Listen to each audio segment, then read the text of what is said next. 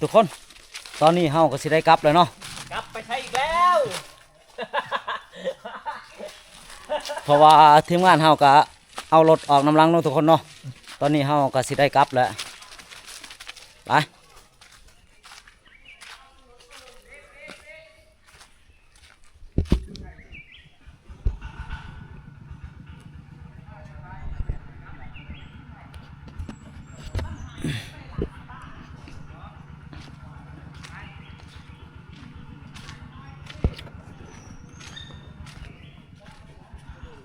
ยูทูบเขาอะไรซะต่อครับถ้ากับกดเบิ้งคนกับเบิ้งไลน์อันกดหนึ่งโป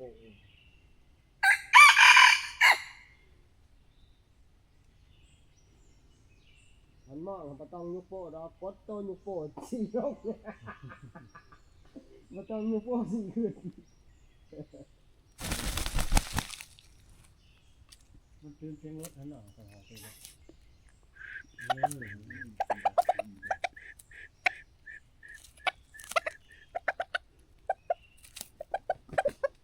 ขนาดนี้พวกบุกขนาดนี้นี่ข้าวน้ำแรงมาขายตรงนี้พอพี่พูดกับพี่มากเลยเราก็มันคือเจ้าหนังนี่มันมาเล่นพวกได้ลูกเนี่ยขาดขึ้นมาโลกมาขาดขึ้นถึงไปน้อยขึ้นเพิ่มอย่างใหม่มูบกินไปโชว์บบุกแต่บุกทันจ้ะมันเบิดก่อนมันมาถึงจะดีสุดนี้มูร้ายคนลิ้นแถวนี่มากวดก้าเบิ่งทางในพานใหญ่เพิ่นทับคืนนี่เนาะจักสิล่มหรือบ่ล่มเนาะเพราะว่าอันนั้นน้องม้าเฮาก็มาบ่ครบเนาะเพราะว่าทีมงานเฮาก็ได้แยกจักไปแยกอยู่ไส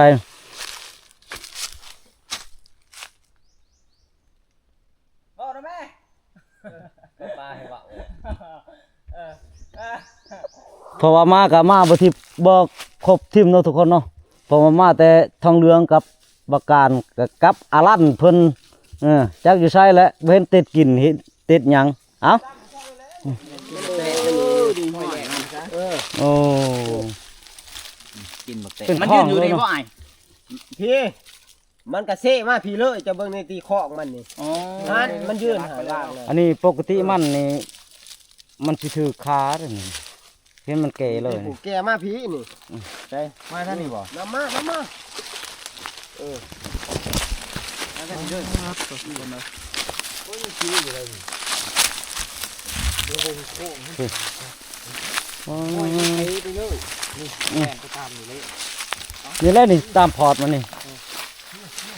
เห็นบ่ยางมันไปมาเลย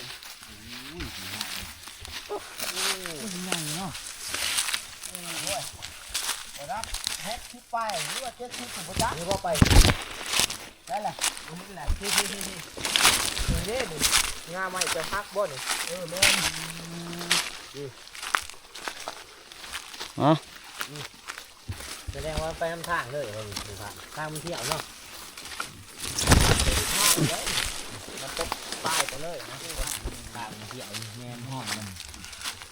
แง่ครับคนแง่ทางมันโหลดนี่ทางมันเที่ยวกินนี่ห้อยมานี่ย่างมันออกเนาะนี่เลยย่างมันออกอยู่ไหนพ่นขวดน้ำขึ้นนี่แหละนี่แค่นี้มึงย่างพอดีแล้วแค่นี้มันถือจูงเนี่ยมันออกไกล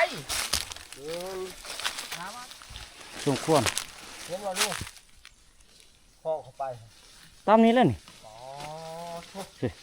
ไอ้พี่ทำกินทำนี่คิดไปนี่มา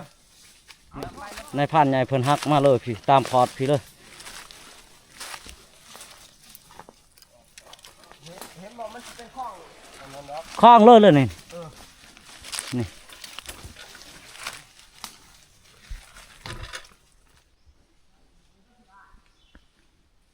ทุกคนตอนนี้เฮาก็สิได้ภาพหนากันไปเนาะเพราะว่าห้อยมันก็บ่เห็นเนาะจักสิพอหรือบ่พอก็ติดตามชมนะทุกคนตอนนี้เฮาก็ภาพหนากันไปเนาะ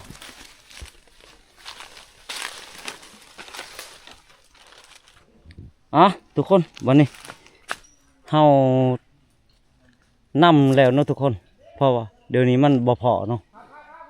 ตอนนี้เฮาก็สิได้ เศร้าน้ำเนาะสิตัดสายทางเนาะทุกคน แสดงว่ามันบ่มานเลยย่างก่อนทุกคนตอนนี้ก็ได้กินข้าวกินน้ำเลยกินข้าวแล้วก็มีแต่ย่างเอาทุกคนมีแต่เฮาสิเมื่อนี่เพราะว่าเวลามันก็จ่อไปแล้วกินข้าวทุกคนมาทุกคนวันนี้กินข้าวแล้วย่างต่อตอนนี้นายพรานเองก็กำลังหอดลังพูตอนนี้ก็กำลังหอดลังพูเนาะทุกคนเพราะว่ารถเฮาก็ยังบ่ทันหอดเพราะว่าเฮาก็ได้ทารถก่อนเนาะตอนนี้นายพรานเองก็บ่มีหยังเนาะทุกคนอันนั้นก็บ่มีหยัง